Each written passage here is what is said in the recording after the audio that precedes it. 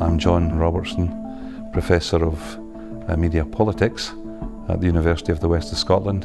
Currently my research has been into the media coverage of the Scottish referendum debate, which is about power and the relationship between power and media.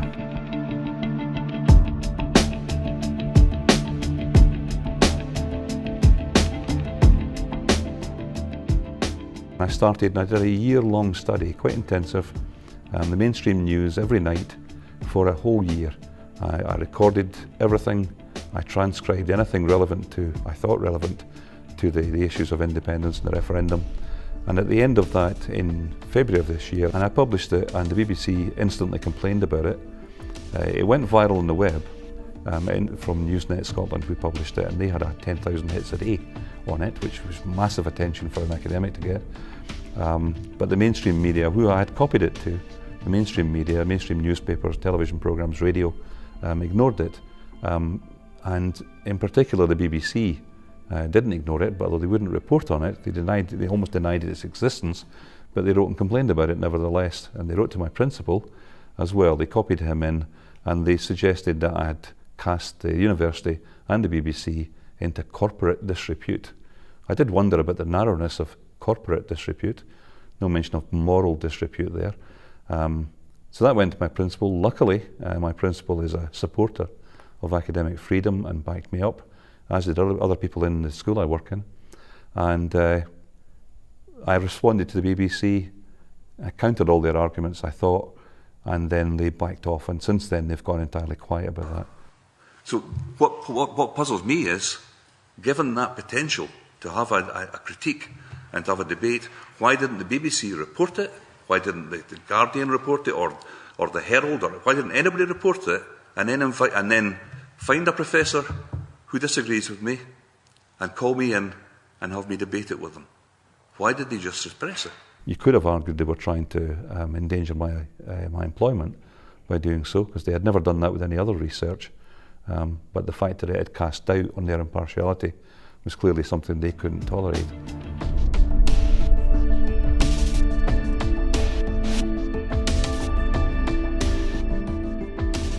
The headline finding was an imbalance, a tendency for the coverage to report more on bad news for independence, worries about the economy, about NATO, about the EU and so on.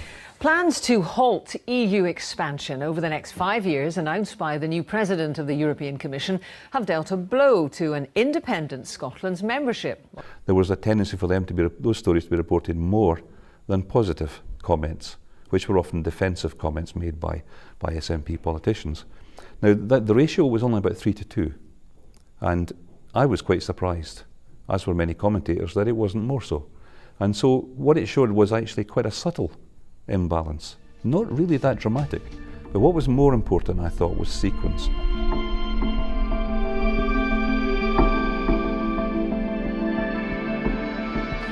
Let's get more now on that report that's come out today from the Institute of Fiscal Studies, and it warns that an independent Scotland would need to cut spending or increase taxes for its long-term finances to be sustainable.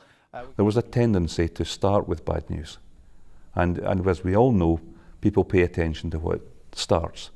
And the person who then responds is put on the defensive. What do you make of this report? Because John Swinney, Scotland's finance minister, is saying that actually the whole point is that if there were an independent Scotland, there'd be an independent Scottish government making the right decisions on the economy.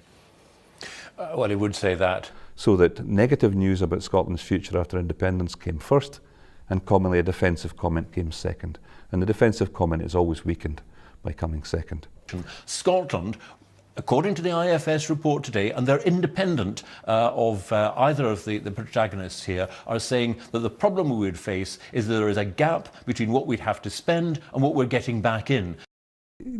Bad news has been shown to be effective, and bad news about the economy has been shown to be effective. So I think we can say that when the BBC is reporting negative news about Scotland's economic future, that may be having an effect. It would be difficult to prove, but it may be having an effect. I think that's something to worry about genuinely. I think the voters are actually quite resilient, maybe entrenched, I think it's very difficult to change a no voter from their opinion or a yes voter.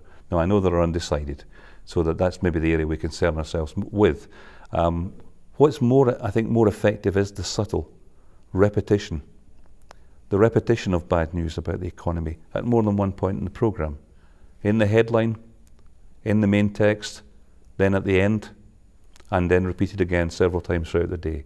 I think that subtle repetition of negative information, especially if it's about the economy, must have some kind of effect. Difficult to prove, and its subtlety, of course, is one of the reasons that it continues, that people are not always aware of it.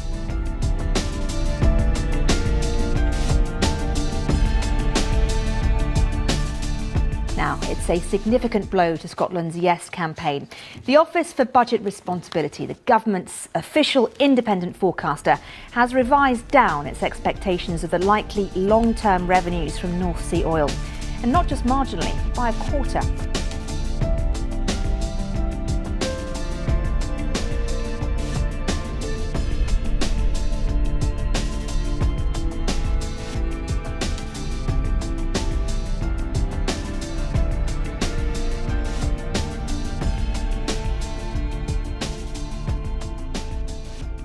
I think the other major form of bias for me was the use of sources.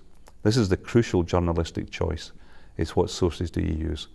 And there is a tendency increasingly, partly because journalists are so busy, there are fewer of them but more outlets, is a tendency to rely on establishment sources. Look, this is an independent report. The IFS is a very respected institution.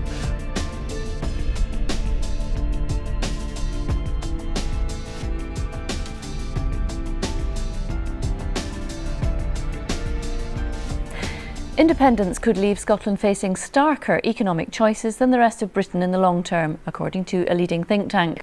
A study for the Institute for Fiscal Studies found the decline in oil revenue would force Holyrood to decide whether to cut spending or raise tax. And there was a tendency to take, by Reporting Scotland in particular, to take reports from the Treasury, from the Institute for Fiscal Studies, from the Office for Budget Responsibility as if they were impartial.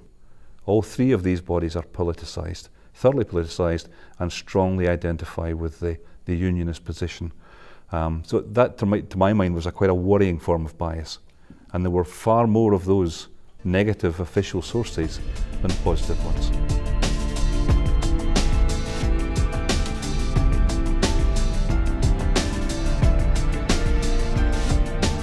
My personal view of the issue that most people should concern themselves with, especially the undecided, but also all of the others, is that when the BBC or ITV present an expert, sometimes a professor, sometimes someone like me, so I'm going to say here you can't trust professors, I think, but commonly professors from universities and people from think tanks. Once North Sea tax revenues start to dwindle and the additional costs of things like long-term care funding come into play, then Scotland will have a bigger fiscal transition to make than the rest of the UK. These people are presented as if their intelligence makes them somehow above the dirt of the debate, that somehow they can be trusted. It's not true. We're all the same. Politicians, professors, chairmen of think tanks are all ideologically positioned. They're all coming from somewhere. I've admitted beforehand at the Scottish Parliament I'm coming from somewhere. I'm coming from a sort of leftist centre position, and I see Scottish independence as leading to, hopefully, a more social democratic society. I admit to that. There's no point in denying where you come from.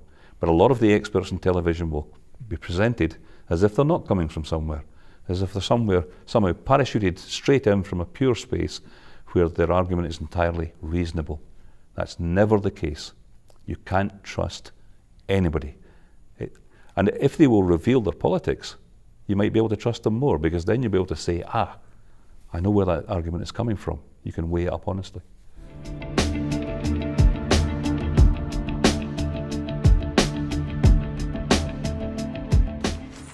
Damaging headlines for the First Minister. Alex Salmond's credibility is being called into question by opponents. They accuse him of misleading the public about whether an independent Scotland would remain in the EU. There was a tendency to constantly refer to yes campaign ideas as being the ideas of just Alex Salmond. They would say Alex Salmond wants this, Alex Salmond wants this, and so on. And I saw that as a process of demonising. Lots of people think the SNP leader Alex Salmond has a pretty big head, even if the 5-2 diet means the body's getting a bit smaller. Media who are part of the establishment will characterise opposition leaders as foolish in some way. They'll find a way to personalise the general argument and make it the argument of a single person, and thus undermine it. I thought that was a major form of bias. Tonight, Alex Salmond under pressure over independence. Have you sought advice from your own Scottish law officers in this matter? We have, yes, in terms of the debate, and obviously... And what do they say? The First Minister denies opposition claims he lied in that BBC interview about legal advice over EU membership.